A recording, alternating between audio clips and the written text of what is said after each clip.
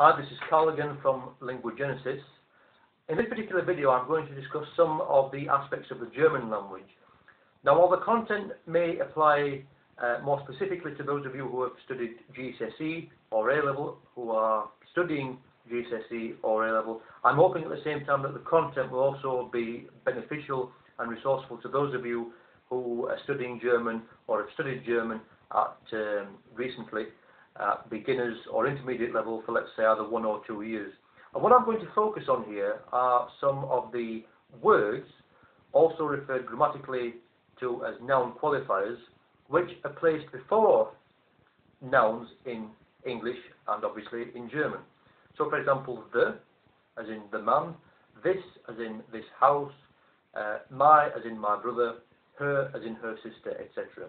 Now, in German we have 4 basic words for the. Der, D-E-R, for masculine, der Mann, the man. Die for feminine, D-I-E, as in die Frau, the woman. Das for neuter, which doesn't exist in every language, das Kind, the child. And die for plural, as in die Kinder, the children. Now, note the fact that the word for the, used before the feminine noun and the plural noun, was identical, which was die. We can also apply that to the fact that the words for she and her, which are both pronouns used to refer to something or somebody feminine, translates as sie, which also ends in e, as did the word for the, die, and also that the fact that sie is also used to translate the pronouns they and them, both of which are used to refer to a plural noun. So sie is she, her, they and them. Going back to the words for the, masculine der, der Mann, D-E-R, das Kind, the neuter, the child, D-A-S, and then Kind spelled K-I-N-D.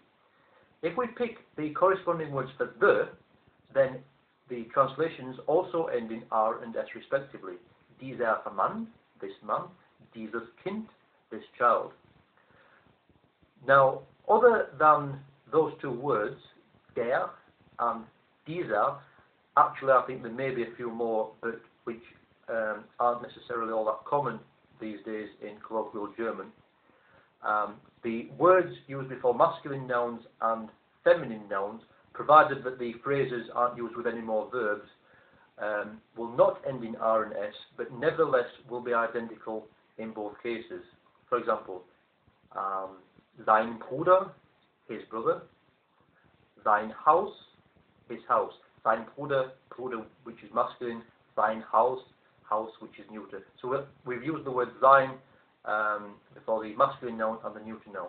Before the feminine and plural nouns, the word for his stays as sein, which is the base word, but we must add an e to the word to indicate that the noun which is about to follow on is feminine or plural. Seine Frau, his wife. Seine Kinder, his children. And then we can create rhyming schemes. For example, sein Bruder, his brother. Mein Bruder, my brother. Dein Bruder, your brother. Seine Frau, his wife. Meine Frau, my wife. And deine Frau, your wife. Let's take the word for her, the possessive word for her, as in her mother, her father, her children, which is either ihr, I-H-R, before the masculine or the neuter noun, and ihre, I-H-R-E, before the feminine noun or the plural noun. Ihr Vater, her father. Ihre Schwester, her sister. Ihre Mutter, her mother. Ihr Haus, her house. Ihr Kind, her child, both of which are neuter. Ihre Kinder, her children. Ihre Eltern, her parents. Now, it logically follows that if the words for she and her, feminine, in German are translated using the same word for they and them, which are plural pronouns, then we can quite understand why in German ihr Vater means both her father, feminine, because she is the one who is in possession of the father. It's her father.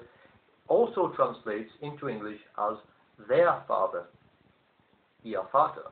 So we have the relationship between somebody which belongs to her and somebody which belongs to them.